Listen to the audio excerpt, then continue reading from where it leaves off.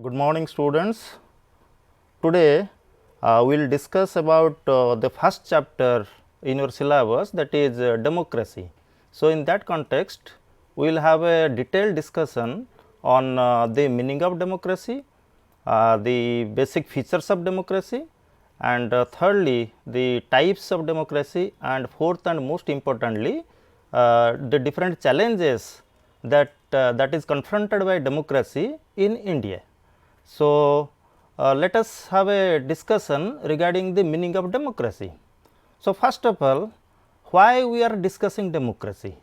It is because democracy is considered not only as a political system, but also it has become a way of life for millions of people in the world. So, in modern times democracy has become so popular that each and every country claim themselves as a democratic country, and if you closely look at the democratic map of the world, it is increasing year after year. So, before the colonization or imperialism, you could find only few countries were democratic, but after the process of decolonization, after the end of the Second World War, there has been phenomenal increase of democratic countries in the world, and after the end of the Cold War, that is in 1991 afterwards, again democratic countries, their number increased phenomenally. And in this context I would like to refer to one American scholar. His name was Francis Fukuyama. In his classic book, that is The End of History, which was published in the year 1992, Francis Fukuyama correctly referred this growing popularity of democracy as end of history. That means history has come to an end, but literally history has never come to an end, but he was referring to how democracy has declared itself its victory over dictatorship, that is specifically the communist dictatorship after the dismantle of Soviet Union and other communist countries in Western Europe. So, today you can easily find out there are more than 150 countries in the world which can be called as democratic. ତେଣୁ ଆଜିକା ଡେଟ୍ରେ ଆମେ ଦେଖିଲେ ଜାଣିବା ଯେ ଗଣତନ୍ତ୍ରର popularity ବା ଜନପ୍ରିୟତା ଦିନକୁ ଦିନ ବଢ଼ି ବଢ଼ି ଚାଲିଛି। ସେଥିଲାଗି ଗଣତନ୍ତ୍ର ଉପରେ ଆମର ଡିସ୍କସନ୍ ବା ଆଲୋଚନା କରିବା ଅନିବାର୍ଯ୍ୟ। ତେଣୁ ପ୍ରଥମେ ମୁଁ ତା'ର ମିନିଂ ବା ତା'ର ଅର୍ଥ ବିଷୟରେ କହିବି ଯେ what is the meaning of democracy. So, remember one thing, that democracy is not a modern form of government. You can trace the roots of democracy in ancient Greece, and because the word democracy itself has been derived from two Greek words. One is demos and the other is kratos. So, demos means people and kratos means rule or government or power, or even you can say capacity. So, if you join these two words together, you will get the meaning of democracy, that is democracy is the government or rule by the people. So, in this context also there has been a popular definition of democracy given by the former American President Abraham Lincoln in his 1865 address in United States. Abraham Lincoln popularly called democracy as a government of the people, by the people and for the people. Of course, it was not his original idea, it was given 500 years back by one Greek philosopher Cleon, but the idea of popularizing this definition definitely goes to Abraham Lincoln. ତେଣୁ Abraham ଲିଙ୍କନଙ୍କ ଭାଷାରେ ଗଣତନ୍ତ୍ର ହେଉଛି ଏଭଳି ଏକ ସରକାର ଯାହାକି ଲୋକଙ୍କର ଲୋକଙ୍କ ଦ୍ୱାରା ଓ ଲୋକଙ୍କ ପାଇଁ ଉଦ୍ଦିଷ୍ଟ। ତେଣୁ ଏଥିରେ ସବୁ ମୂଳରେ ରହିଲେ ଜନସାଧାରଣ। ତେଣୁ ଜନସାଧାରଣଙ୍କର ସରକାରକୁ ଆମେ ଗଣତାନ୍ତ୍ରିକ ସରକାର ବୋଲି ଏଠି କହିବା। ସେହି କଣ୍ଟେକ୍ସଟରେ ଆଉ ଦୁଇଟା ଡେଫିନେସନ୍ ମୁଁ କହିବି ଯେ another definition was given by Lord Bryce, the British statesman. He says that democracy is a form of government in which the ruling power of a state is legally vested not in any particular class but in the members of the community as a whole. So, here Lord Bryce is referring that in democracy no particular class has the right to rule, rather it is the community as a whole which has the right to rule. तेणु एठी जनसमूहंकर अधिकार अछि शासन करियाकू, कोनोसे व्यक्ति विशेष एठी शासन करिवे नाही. सेमती आउ जने another scholar, his name is John Seeley. He has given also a popular definition of democracy. He says that democracy is that form of government in which everyone has a share. तेणु गणतंत्र होची एभली एक सरकार जेउठी समस्तंकर अंश निहित थाए. यह होची सीलिंगर डेफिनेशन बा संज्ञा. तेणु एथरे से कहउचंती जे each and every citizen has got their share in democracy. So, may be in voting, or may be in contesting elections, or may be in criticizing the government, or may be in taking interest in political affairs. So, each and every citizen shows interest in politics. That is the definition given by John Seeley. So, if you combine all these definitions, you will find the crux of the meaning of democracy. That is, you can say, more simply put, you can say democracy is a form of government in which the rulers are chosen by the people and accountable to them. The people enjoy basic freedoms including the freedom of expression, organization and freedom to criticize the government. So, this is one of the simplest way of putting democracy in its right place. तेणु गणतंत्र सबुठ simple बा सरल जदि किसी संज्ञा करा जाई पारे ता होची गणतंत्र होची एभळे एक राजनीतिक व्यवस्था, एभळे एक सरकार व्यवस्था जोठी की जो शासक गण अच्छा से माने लोकों द्वारा चयन करा जाई थांती. तेणु मन इच्छा किए शासन करें ना. आउ से खाली सेतिक नुहे, रूलर बा जे शासक जी कि लोकों द्वारा चयन करा जाइथिबो से माने लोकों प्रति उत्तरदायी अटंती. से माने मन इच्छा कौनसी पदक्षेप नहीं पारिबे नाही. तापरे आ गोटे बड़ जिनस होची गणतंत्र कौन ना लोक मानकर एठी मौलिक अधिकार और स्वाधीनता रहिबो, जहाँकि मुख्यतः है एक्सप्रेशन बा मत व्यक्त करिवार अधिकार, संघ गठन करिवार अधिकार, आउ सरकार को समालोचना करिवार अधिकार. आउ कोनोसी राष्ट्र रे आमे एई भली व्यवस्था देखिया को पाइबा नाही, केवल गणतंत्र ही देखिया को पाइबा. सेतिलागि गणतंत्रर पॉपुलैरिटी बा जनप्रियता दिन को दिन बढ़ी बढ़ी चलीछि. So this is all about the meaning of democracy. But the real meaning of democracy will be more clear if you go through the characteristics or features of democracy. तेणु आम गणतंत्र उपर आउ टिके गभीर धारणा आनिया हेले आमको गणतंत्र जो वैशिष्ट्य अच्छी सेगुड़िक उपर टिके आलोकपात करिया को पड़िबो. तेणु गणतंत्र मुख्य वैशिष्ट्य गुड़े कौन, what are the basic features of democracy. So democracy has got a number of basic features, or you can say that if democracy is a building, then the building rests on certain pillars. So, what are the pillars of democracy? So, democracy has got a number of pillars. The first important thing about democracy is democracy has popular sovereignty. जन सार्वभौमत्व एटा हूँ बड़ जिनस गणतंत्र जे ये सार्वभौम क्षमता बा सर्वोच्च क्षमता कौन सी शासक पाखे रहेनी. ये सार्वभौम क्षमता सब बड़े जनता हाथ में थाए.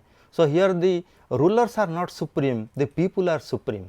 The people can change the rulers, the people can bend the rulers, the people can also displace the rulers.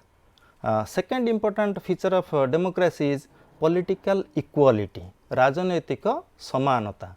गणतंत्र रे हुए तो आमे अर्थनैतिक समानता देखिया को पाई न पारंती कि सामाजिक वैषम्य भी देखिया को पाइबा, किंतु गोटे जिनस सियोर बा गोटे जिनस निश्चित जे गणतंत्र रे राजनैतिक समानता रहिबो. So in democracy political equality is there. That means there will be no discrimination among the people so far as political participation is concerned, because democracy believes in the principle of one man, one vote and one value system.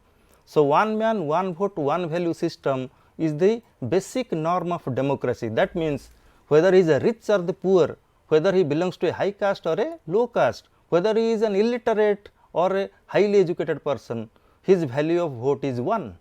So, this is the basic another basic feature of democracy, that it believes in political equality.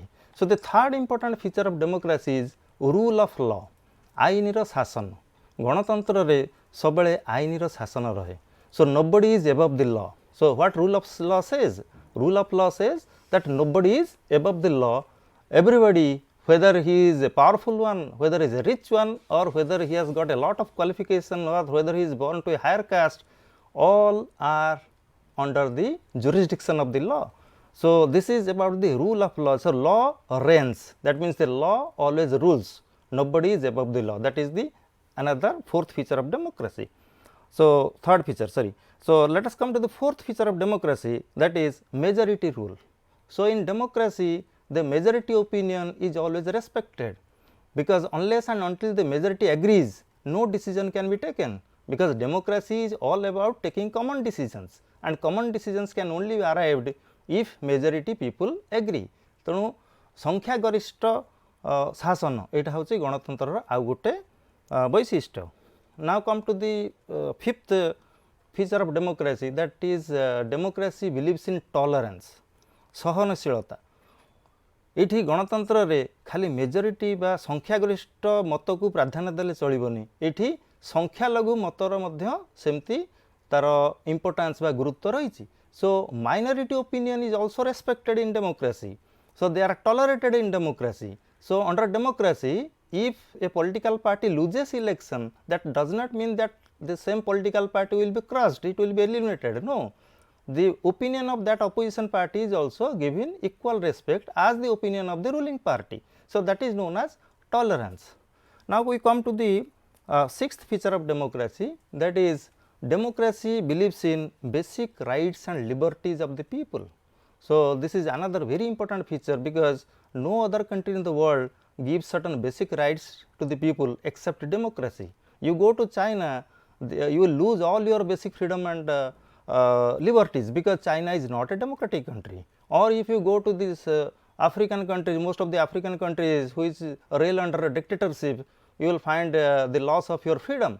So your freedom, your basic rights are kept intact only in a democratic country.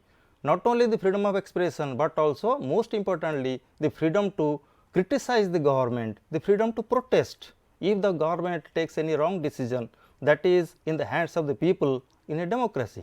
तेणु गणतंत्र सब बड़ जिनस अधिकार और स्वाधीनता, जोटा कि केवल गणतंत्र नागरिक मानक मिले.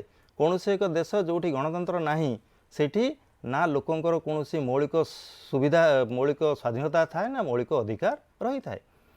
Now we come to the another feature of democracy, that is free and fair elections.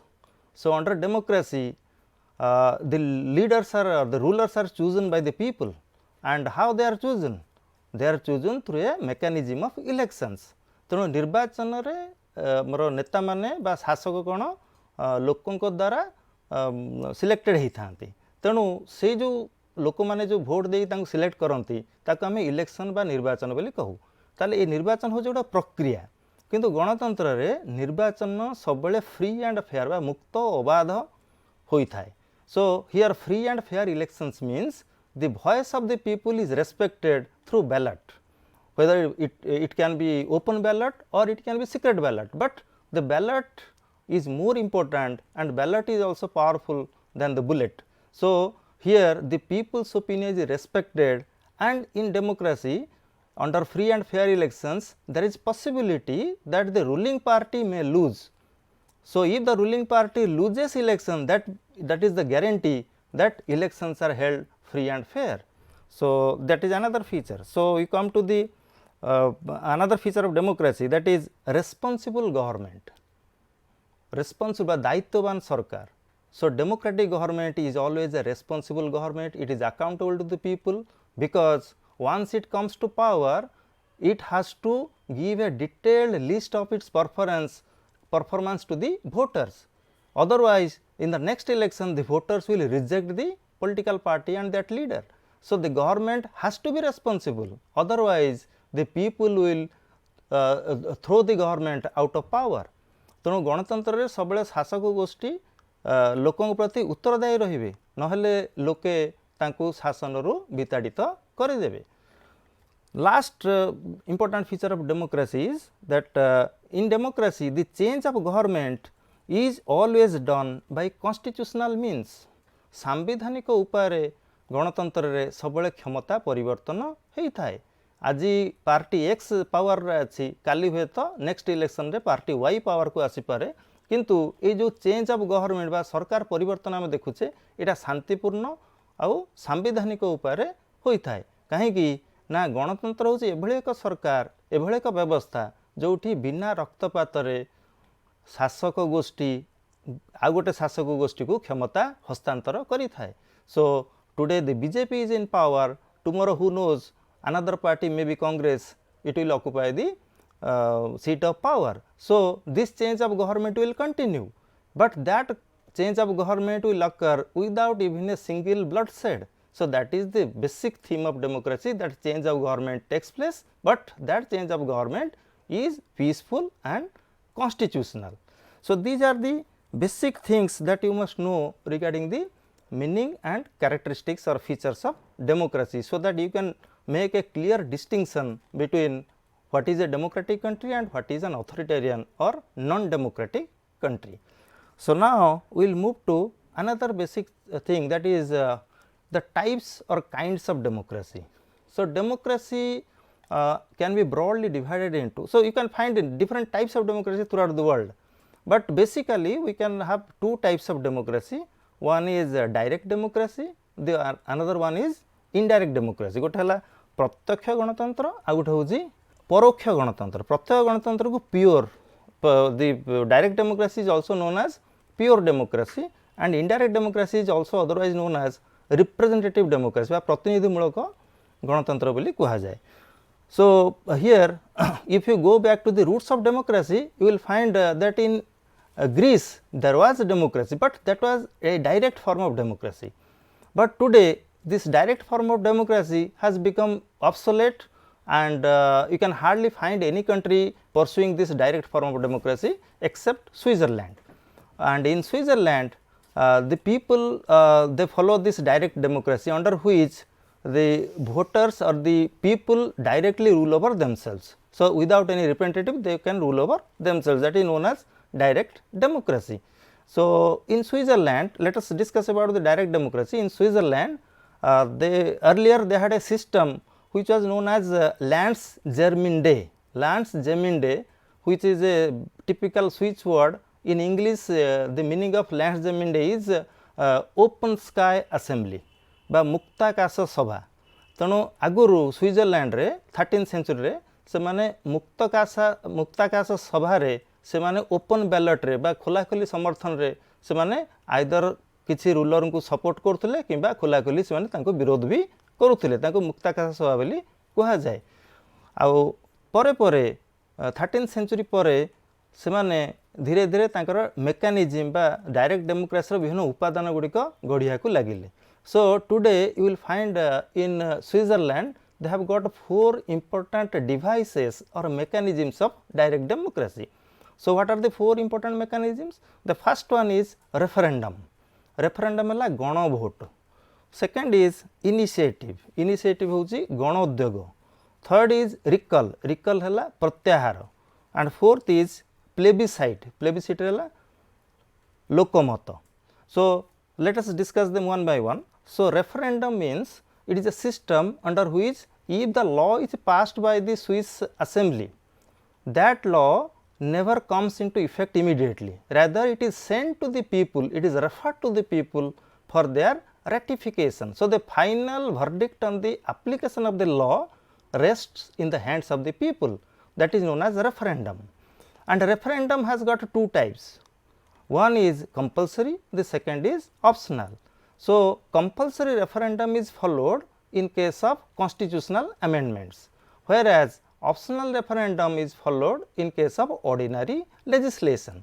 तेणु गण भोट हूँ एभली एक व्यवस्था जोठी कि थरे आईन पास हो गले सेटा लोकों पाखु पठा जाए जे लोक से कौन मत दौरान, लोक जदि मेजोरिटी लोक ताकू हाँ बोली कहले ताले से आईनटा कार्यकारी हम, जदि मेजोरिटी लोक ताकू ना बोली कहले ताले से आईनटा कार्यकारी हम नाही।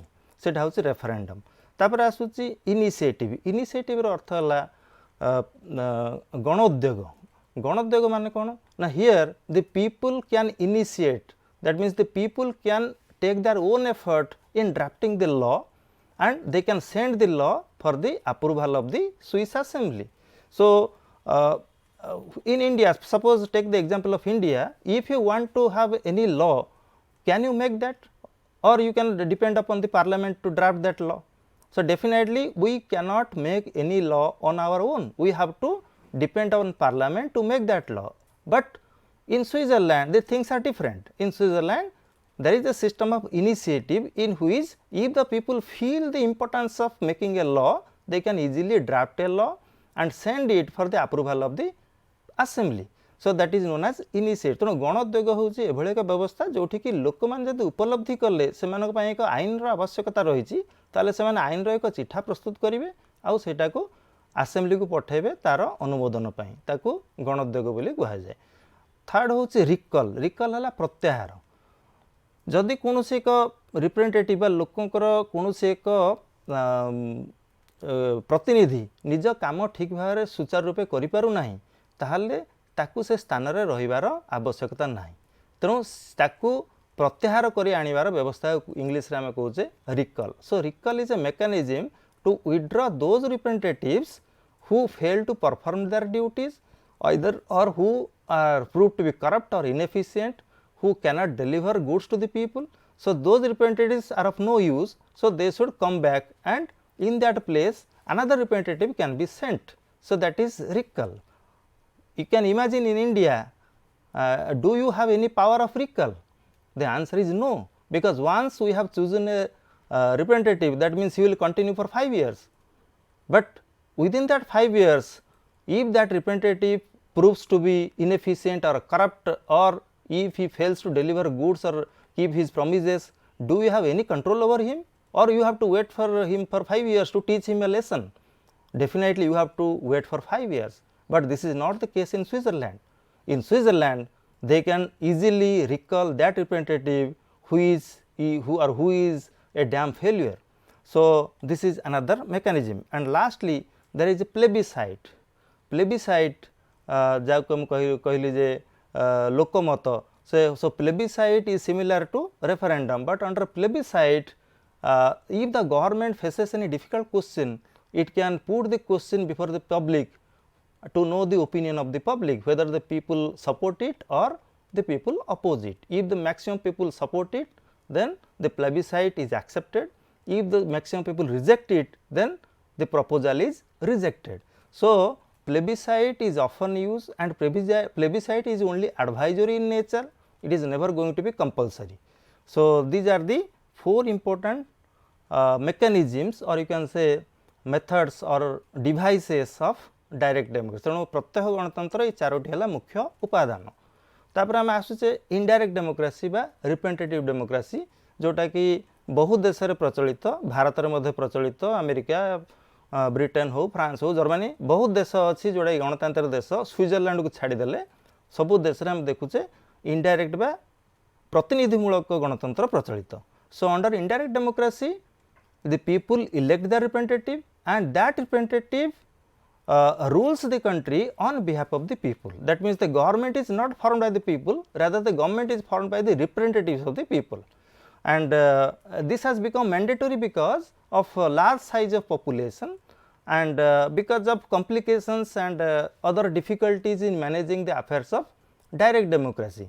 तेणु जनसंख्या जेहेतु बढ़ी बढ़ी जाऊँगी से धीरे धीरे आम देखुचे इनडायरेक्ट डेमोक्रेसी बा परोक्ष गणतंत्र चाहिदा वृद्धि पाउची. सो परोक्ष गणतंत्र पुणी 3 प्रकार. So indirect democracy can be parliamentary बा संसदीय. Indirect democracy can be presidential बा राष्ट्रपतीय. Indirect democracy can also be mixed. Mixed अर्थ है मिश्रित. So in Britain and India you will find the best example of parliamentary democracy, whereby the prime minister is the real ruler of the country and the parliament is supreme. If you go to America, you will find the presidential type, where the president is head of the state and also head of the government, and the parliament or their congress has got limited power, and president's power is more. And there are also few other countries which follow a mixed pattern of parliamentary and presidential, that is, you can say France, for example, Sri Lanka, our neighboring country. So, these are certain countries which follow a mixed pattern of parliamentary and presidential system. So, this is about the types or kinds of democracy. Now, let us come to the more crucial aspect, that is different challenges to democracy in India. So, let me tell you that we have experimented with democracy since independence.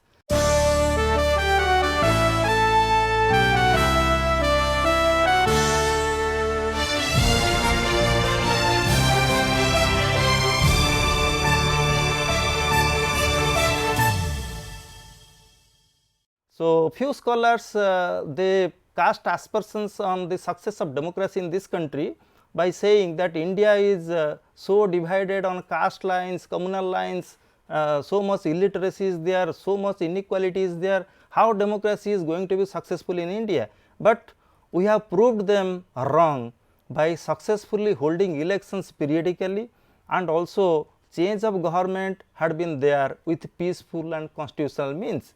So, since 1951 till 2019, we had got 17 general elections which are performed very much successfully, and we proved the world that we are the largest democracy in the world, and other people must be jealous of us. So, our journey of democracy is a successful one.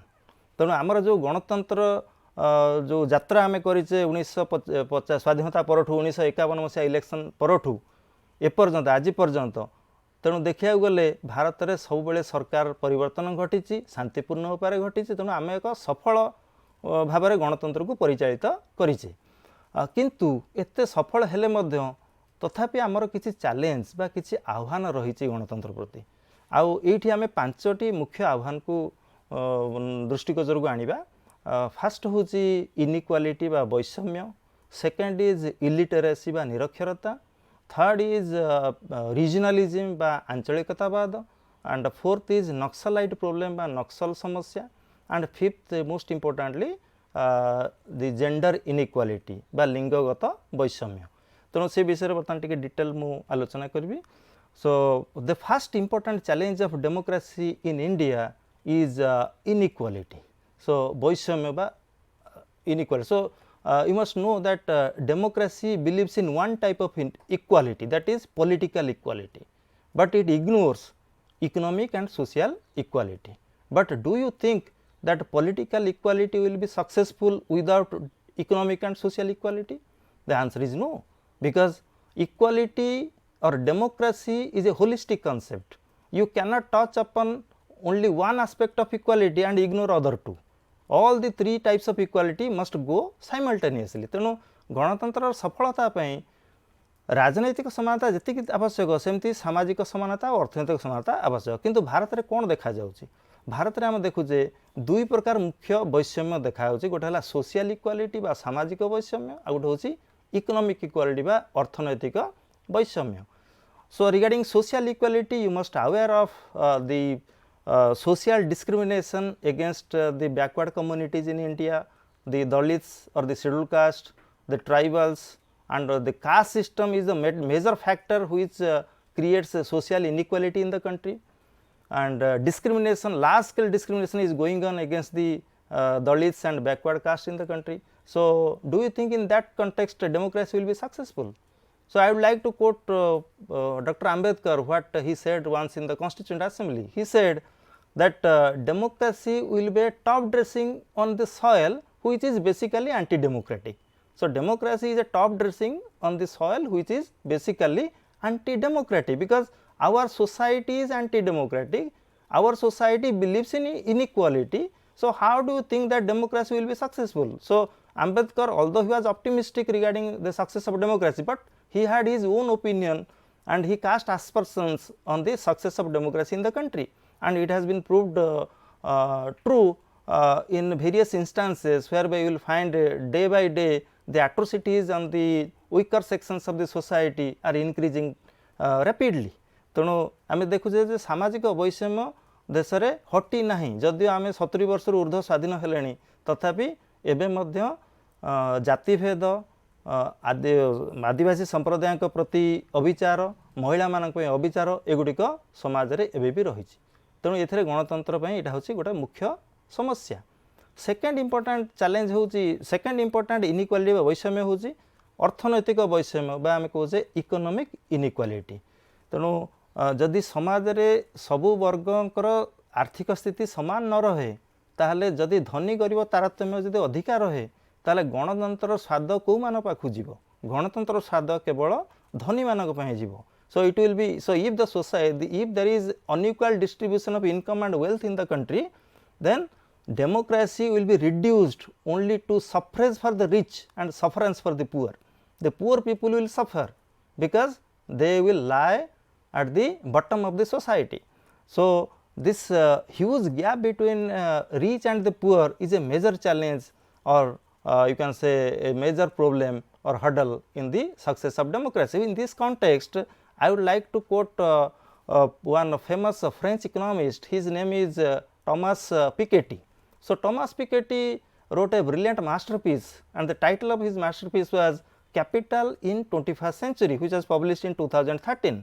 So in that book he has clearly highlighted how the neoliberal economic policies pursued after the onset of globalization has put more harm on the society by putting the poor again to the backyard. That means how the neoliberal policies after globalization has made wide gap between rich and the poor. So again Thomas Piketty and one of his associates they have published a paper in 2017, and the name of that paper is Indian Income Inequality from 1922 to 2014 and from British Raj to billionaire Raj. So regarding income inequality in India, Thomas Piketty and his associates, they have clearly highlighted how income inequality in India is growing year after year, and it became maximum in 2014. So he has clearly highlighted how 1% of income earners have earned 22% of national income of India in 2014. And again Thomas Piketty has given a famous equation, that is R is always greater than G. So R means return from investment, return from wealth, and G stands for growth or economic growth.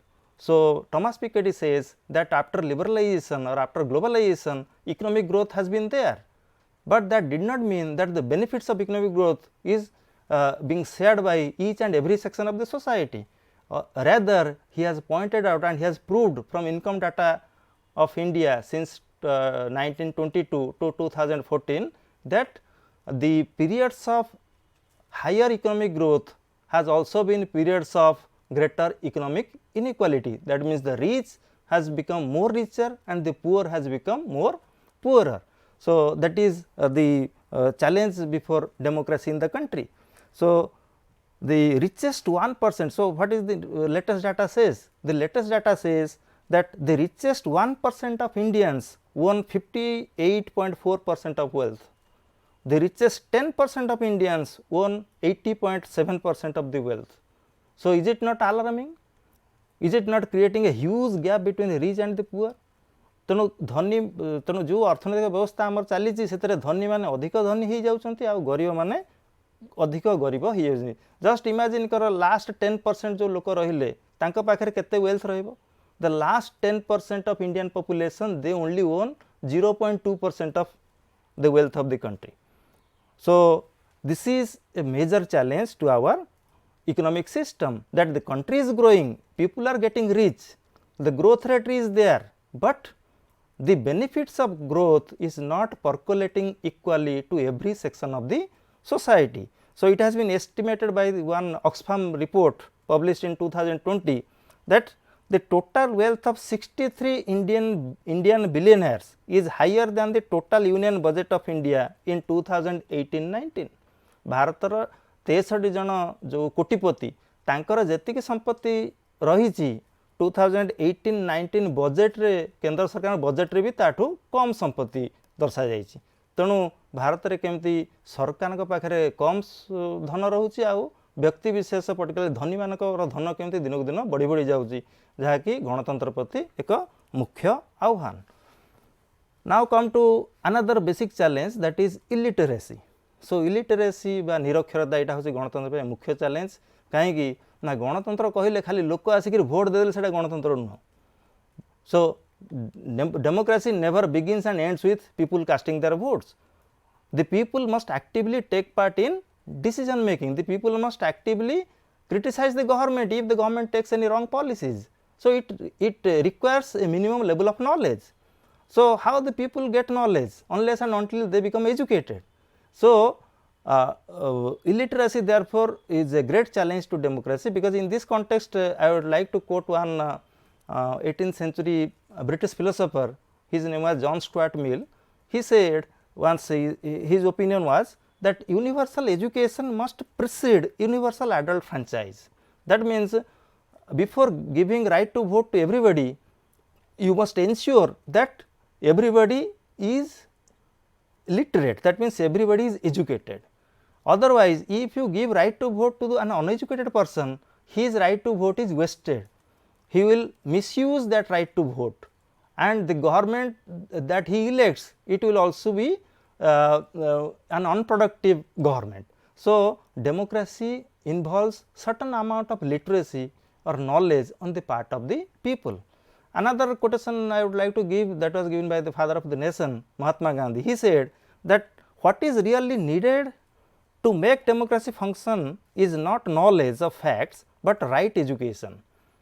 So it is not mere knowledge of facts, but right education that is more important for the success of democracy. So Mahatma Gandhi believed that education will make democracy more successful. Now what the basic data says in India? The basic data in India says that 1/4 of our population are still officially illiterate. तेणु 25 भाग लोक भारत में से होती officially माने सरकारी data अनुसार से होती निरक्षर. ताले से 25 भाग लोक कौ भली सरकार को चयन करे, से 25 भाग लोक कौन बुझे सरकार कार्यक्रम, यहाँ चिंतार विषय. Another thing was given, another data was given by National Statistical Office NSO for 2017-18, which says the average literacy rate is 77.7%. and male literacy is 84.7, female literacy is 70.3%, and which gives a gender gap of 14.4%. So although we have improved, because in 2011 census our literacy rate was 74%, but in 2017-18 we have improved quite remarkably, and our literacy rate is 77.7%, but it is not sufficient. And another thing is, there is a huge gender gap between male literacy and female literacy. It is an alarming level of 14.4%. So this is how the basic data shows that how illiteracy is going to be a major hurdle for the success of a democracy. The another data was given by ESSER report. ESSER stands for Annual Status of Education Report, which was published in 2016, which shows the quality of education. It is not about literacy, but what is the quality of education? The quality of, regarding quality of education, it says that the 5th standard student cannot read the text of class 2. The 5th standard student cannot read the text of class 2 रो जो पिलार जो text अच्छी ताको 5 class रो पिला भी पढ़ी पारु नाही. तेणु ये जना पड़ुची एजुकेशन रो क्वालिटी कौन अच्छी बा गुणवत्ता कौन अच्छी. Another thing is a class 4 student is unable to solve simple addition and subtraction. सामान्य मिशाण फेडाण मध्य क्लास 4 पिला को आसुनी. तेणु यह हूँ आजिका देशर स्थिति जे आमे खाली लिटरेसी रेट कथा कहूने, ता सहित आम कहूचे जे एजुकेशन बा शिक्षा जो दिया होची स्कूल मानकरे, पर्टिकुलरली गाँ गहली स्कूल मानकरे, से शिक्षार गुणात्मक मान सब कौन अच्छी. तेणु गुणात्मक मान देखिले यह बहुत तलुकू अच्छी. तेणु एथिरे विभिन्न सबू society is wholly responsible, the government is responsible, the civil society is responsible, the people are also responsible. So it needs a concerted effort so that we can bring literacy back and to make democracy successful. Now let us come to the third challenge of democracy in this country. The third important challenge is regionalism बा आंचलिकतावाद. आंचलिकतावाद कहले कौन? आंचलिकतावाद कहले कौनसी एक निर्दिष्ट अंचल को अहेतुक भल पाइबा आउ सारा देशर स्वार्थ को भूली जिबा. So, regionalism stands for deep affection or deep intimacy towards your own locality and ignoring the welfare of the rest of the people in other parts of the country. That means, your loyalty is not with the country, rather your loyalty is with the locality where you reside, that is known as regionalism. So, regionalism is definitely a narrow minded ideology. It is a belief system which is dangerous not only for the integrity of the country, but also for the democratic fabric of the country. Because if you show deep affection towards your own locality and forget about the interest of the country, you are not only harming the people, but also you are also going against the spirit of democracy in the country. No doubt India is a diverse country, India is a pluralist country, but that does not mean that you will get a free license to campaign for your own locality, and if possible you can claim to get away from India. So, it cannot happen. So, in this context regionalism is a broad phenomenon which takes different shapes. So, regionalism can take 5 important shapes. It can be the demand for secession from Indian Union, that means breaking the Indian Union. What happened in Khalistan movement during 1980s, what happened in Jammu and Kashmir during 1990s, or what is going on in most parts of the northeastern states of India. They want to dismantle the Indian Union and declare themselves independent. That is the extreme form of regionalism. Second expression is demand for separate statehood, and you know how states are growing in India, and the latest addition was Telangana, and who knows in coming days more and more states will be added. So, this growing demand for separate statehood, and third is the demand for full fledged statehood, that means transformation from union territory to full statehood status. And fourth important expression is interstate disputes, and interstate disputes can be mainly on the basis of 2 criteria. One is on the basis of boundary, second is on the basis of distribution of river water. So, you must be knowing how Odisha is at loggerheads with most of the neighboring states regarding boundary and also with distribution of river water. The latest example is the distribution of Mahanadi water between Odisha and Chhattisgarh. And the last one, the fifth one is the son of the soil principle, Bhumiputra Niti. So, son of the soil principle is the dangerous principle which is pursued by many states to give the benefits of job and education to its own native citizens, and to have a stepmotherly attitude to those who came from outside. तेणु कौन एक राज्य जदि एभली एक व्यवस्था follow करे जो थरे कि निज राज्यर लोकन को सब सुविधा दिया जाओ, बाहर राज्य जे आसथिबो तांको घोड़ी दिया जाओ, ताको हम कहचे भूमिपुत्र नीति, जोटा कि महाराष्ट्र रे शिवसेना बहुत आगुर करूथला, एबे भी करूची, आउ नॉर्थ ईस्टर्न स्टेट रे बा उत्तर पूर्वांचल मध्ये हमें ए सब देखिया को पाउचे. तेणु एगुडी हला expressions of regionalism, say how regionalism is expressed. Then what are the causes? Why regionalism grows? There are different causes, and the most important is lack of balanced socio-economic development, whether it is education or healthcare facility, or whether it is income or employment or abolition of poverty. So, you will find wide difference among the states. While Kerala and southern states are more advanced in social indicators, the North Indian states they are lagging behind. The western part of India is economically more advanced compared to the eastern part. So, this creates an imbalanced situation which paves the way for the growth of regionalism. The second is awareness of the people on being neglected. तेणु लोक मैंने जदि aware हो लोक मैंने जाग्रत हेले जे तांकू केंद्र सरकार अवहेला करुच्ची ताहले मध्य से माने आंचलिकवाद प्रति मन बढ़ेबे. So, if the people, so suppose why there is regionalism in eastern part of the country, why northeastern states they show more regionalism, because they feel that they are being neglected by the central government. The third important cause is personal and selfish ends of politicians. So, most of the politicians they become selfish and they spill the venom of regionalism in order to win elections. तेणु निर्वाचन जितिया बहुत राजनीतिक नेता माने से माने आंचलिकतावाद विषय लोकों को बुझाती आंचलिक दल सृष्टि करती, जहाद्वारा कि देशर गणतंत्र प्रति आघात पहुँचाई थाए. and lastly the creation of states on the basis of language. तेणु भाषा भित्तिक राज्य गठन एटा मध्य आमर आंचलिकवाद को प्रोत्साहित कर भाषा भित्तिक राज्य गठन 1956 मसीह भारत में स्टार्ट है. After the States Reorganization Commission, we have adopted this creation of states on the basis of language. So if you go on creating states on the basis of language, how many states will be there? Because we have got only 22 official languages in India. But many people do not know that in India we have more than 1000 languages. So if you go on creating states like this, there will be more than 1000 states in India.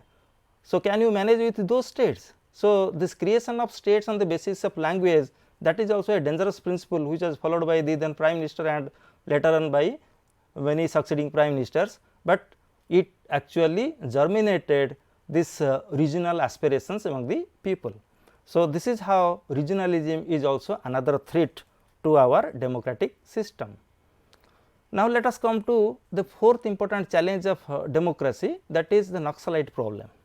So Naxalite problem basically sometimes it is known as Naxalite, sometimes it is Maoist, sometimes it is known as left wing extremist, but the crux of the matter is same. So what is Naxalism? So Naxalism is a variant of left wing extremism challenging the state and its collective apparatus. So एटा हूँ एक वामपंथी चरमवादी एक व्यवस्था जोटा कि राष्ट्र विभिन्न उपादान को चैलेंज खोला खोली आह्वान करे आउ यह हिंसार ही विश्वास करे. So it has been a gravest internal security threat to the country. So naxalism has become a severe internal threat. तेणु देशर आभ्यंतरीण सुरक्षा पाए यह एक प्रमुख आह्वान. यह भारतर पूर्वतन प्रधानमंत्री डॉक्टर मनमोहन सिंह कहते. ताले जो नक्सलवाद यह कौठू ये आदर्श कौठू आसिला? ये आदर्श तत्कालीन आमर चीन रो जे थिले चेयरमैन कम्युनिस्ट पार्टी रो माओ जेडंग से ही कही जे power flows from the barrel of a gun. Again Mao Zedong was popular in saying that guerrilla warfare is the strategy by which we can change the government. So in India this Naxalite movement it has spread to different parts of the country, particularly West Bengal, then Odisha, Chhattisgarh, to certain extent Andhra Pradesh and your Maharashtra, they are reeled under Naxal menace. Now how the Naxalism, the idea grew? The idea originated from Naxalbari in a village in West Bengal in 1967, and the founders of the Naxal movement were Charu Majumdar and Kanu Sanyal. So later on these Naxalites they spread and to different parts of the country and formed their own associations, but in 2004 they formed a new association known as CPI Maoist, Communist Party of India Maoist, and different Naxal leaders you must be knowing who come in daily news, Ganapati in Andhra Pradesh and Sabyasachi Panda in Odisha, they spearheaded the movement to certain extent.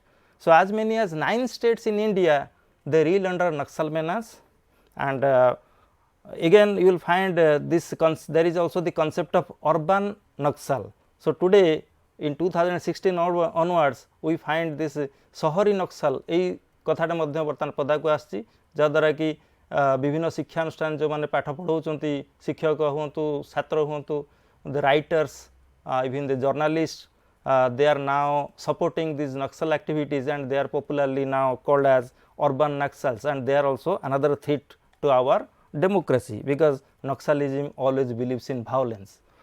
And different causes are there: land alienation from the poor, poverty and unemployment, development induced conflict. These are responsible for the growth of Naxalism. And lastly, the last challenge of our democratic system is gender inequality. So there is a gender gap, you must be knowing that regarding literacy rate between male literacy and female literacy, and male literacy stands for 84.7%, whereas female literacy is only 70.3%. This shows how we are neglecting the education for girl child. Although the government is announcing a lot of programs, Beti Bachao, Beti Padhao and few other programs, past programs were also there, but our record on female literacy is also alarming, because the gender gap is over 14%, 14.4% to be specific. So, this is how we have covered the major challenges to our democratic system, and in this whole chapter on democracy, I have explained you regarding the meaning of democracy with a background. Second is I also apprised you of the different characteristics or different features of democracy. Thirdly, I also explained you regarding the types or kinds of democracy that is followed in different parts of the country, and lastly and most importantly, I took more time in explaining you the challenges to democracy in India.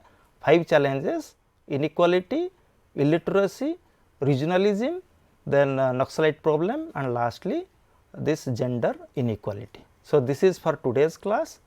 Thank you.